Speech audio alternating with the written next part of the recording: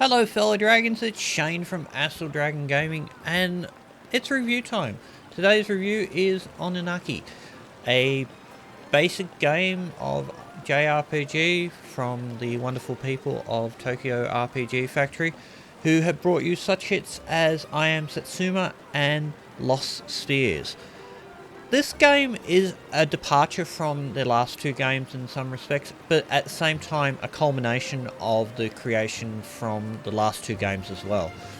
In the last two games you were dealing with death and life and the meaning of our life and the insurmountably futile thing that it is, which is a standard sort of thing for nearly any JRPG that you've ever played. If you haven't seen this in JRPGs, then you're not paying attention. The most subtle effect of this one is in the Final Fantasy series, where they talk about the meaning of life, the meaning of your death, and the connections that you make and all the things like that. And Oninaki is a very different sort of version of this, where it talks about reincarnation as being a real thing, and you're talking about the living world and the world beyond, which is the spirit realm, which you as a watcher are able to move between both. And the entirety of your importance of the game is that you have this ability to move between these two worlds. The reason being is that you work as a bridge between the living and the dead. The living grieve for the death of their loved ones, but they're told not to grieve for them. And the ghosts, if they have regrets or things that hold them back, will actually keep them in the beyond instead of moving to the next realm, which will allow them to be reincarnated at some point. This is a very fine balance that they seem to do with this design. The one thing I love about this game is the art style. The most that you'll be doing in this game is combat, and they have got that down pat so well. This entire concept of constantly battling and switching out your abilities and whatnot.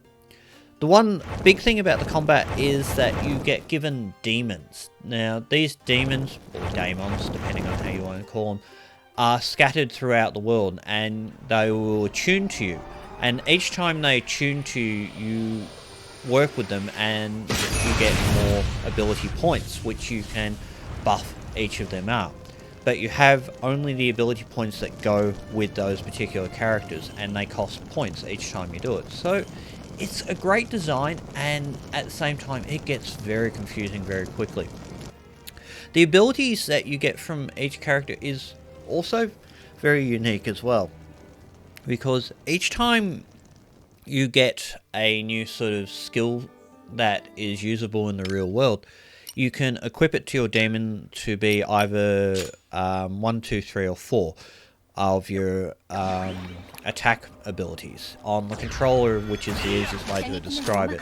In the B, the Y, and the right bumper and right trigger, you can activate these particular abilities, and you can hot swap them or change them out as you please. And these abilities are quite unique for each character. Like, one character might have just a sword, another character might have just their fists, another character might have this, and these become manifested on your main character, which is Oninaki.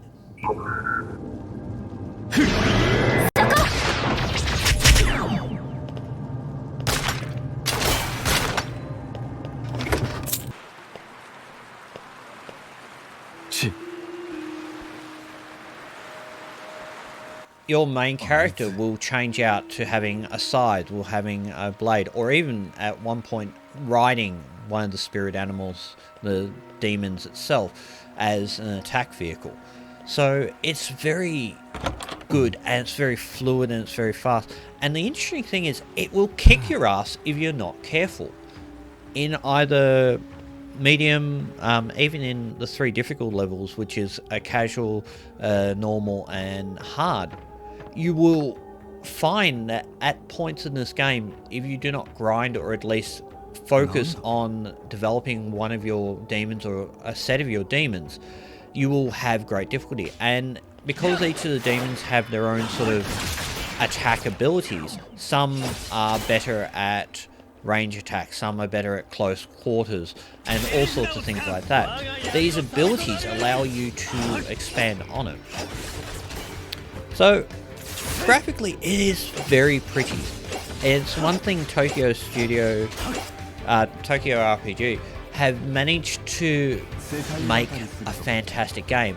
And being that they sort of partnered with Square Enix, who are the forefathers of Final Fantasy and all that, and Chrono Trigger and everything, it also allows them to be given a sort of somewhat good reputation. I remember when I Am Setsuma was coming out, and everyone's going, oh, it's fantastic, because of not only this fantastically looking game, but also because it was partnered with Square Enix, who, for the very old people, the original Square games, which are all the RPGs of the Super Nintendo age, were fantastic. They were great games, they were engrossing games, and they made such an impact in many older gamers and even modern gamers now.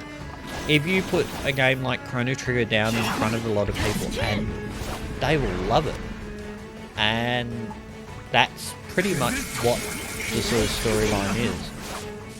The colour palette between the living world and the beyond is quite stark, and I also like the ability that you can at any point change between one or the other. With a caveat. There are points in the world, Kagashi, that's the name,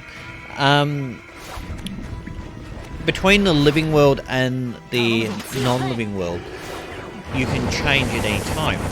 But if you change into the to the beyond, and you're in that sort of section where you haven't explored or you haven't taken out the main boss of that area, that world becomes completely dark. So you're actually running around in the complete dark. So the only way is to come to the living world and destroy that particular big boss, or mini boss, depending on how you look at it. And then that gives you access to the beyond and the viewing angle of that beyond itself, which is fantastic design, and I love the diversity of it. The problem with it is that it actually creates two layers of enemies. So if you go over the living world, kill everything, and then you go into the beyond, there'll be monsters in the exact same spot that they were in the other one, so it becomes slightly more difficult. Good for grinding though, that's probably the best thing about this. And that's one thing about this game that you'll get a lot of, is grinding. Grinding for levels, grinding for more ability points for your different demons, grinding for items. Yeah, the healing system is a bit hit and miss, because you get given, what's the word? You get given the healing essence, and you pick them up from monsters and chests in the non-living world. The problem is, in the beyond, or in the normal world where you have to get these things, if you use them up too quickly, you can actually be seeing an area and be quite ready to die.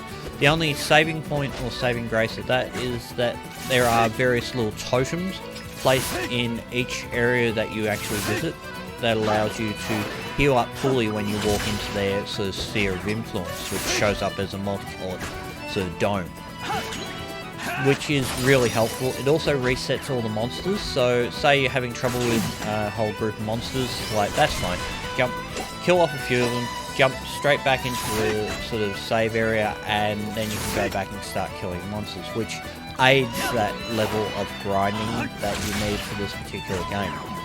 And I like that, and at the same time I think it's kind of a lot of running around when it doesn't need to be.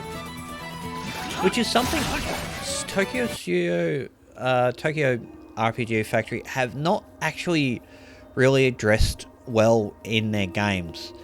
Because regardless of which game you played, of the 3 that they've made, the main sort of issue is that grinding effect that has to happen. And it has to happen in a lot of RPGs. So it's something that if you play JRPGs or RPGs in general, you should understand that grinding is a constant sort of concept that happens a lot. Let's take something simple. Phantasy Star. The original Phantasy Star on Master System for Sega.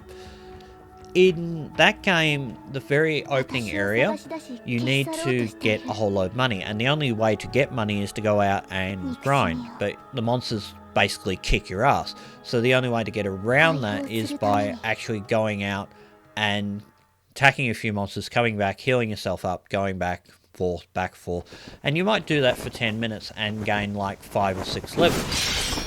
And that kind of concept is very common throughout any sort of RPG in general. It's a constant thing, and this one, because they've got the 2-layer beast, will help a lot in expanding characters.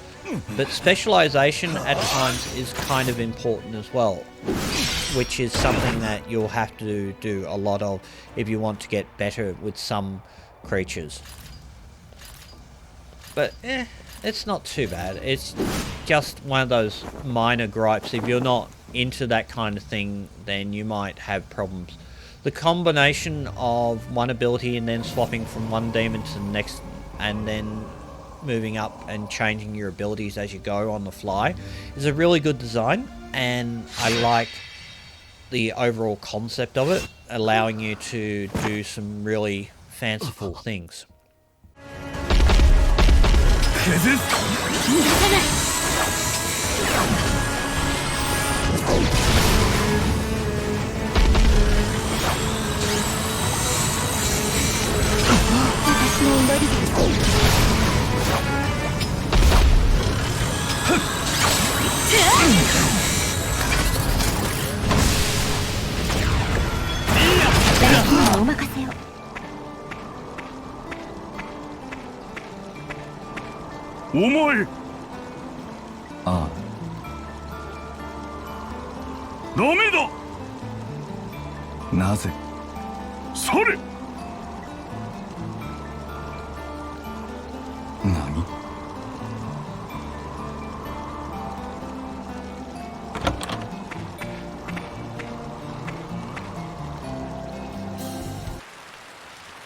Oi!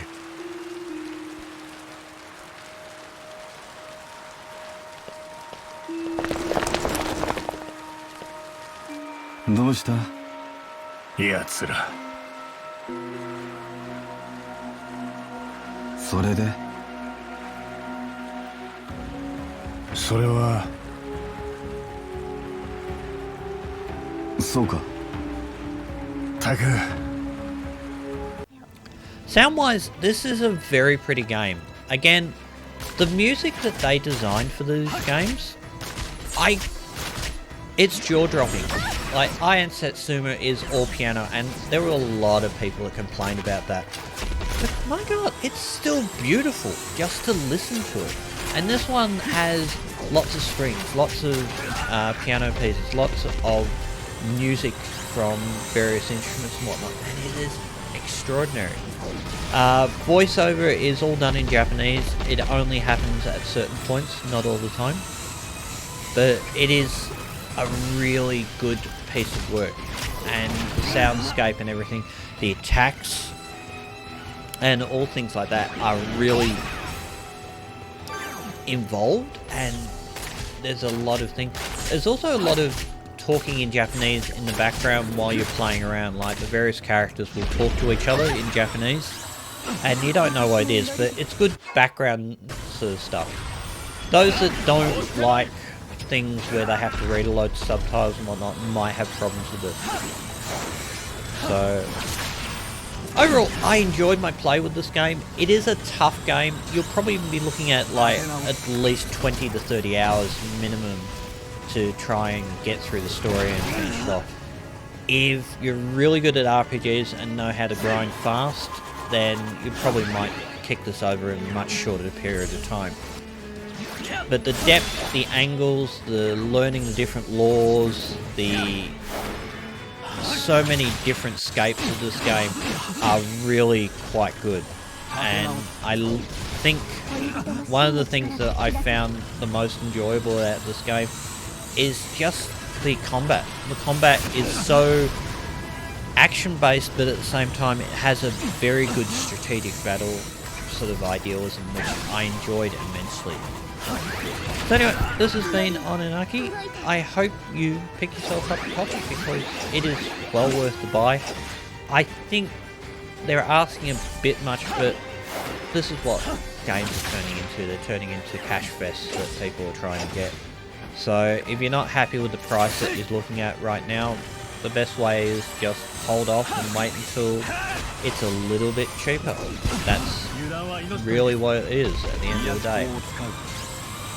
Other than that, I hope you've enjoyed the review, and thank you so much for watching all the way to the end, and I will see you on the next review. Bye for now.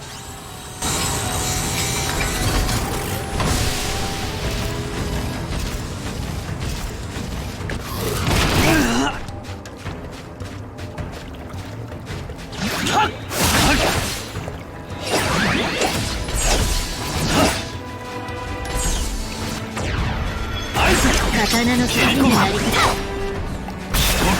人たちに魂を込める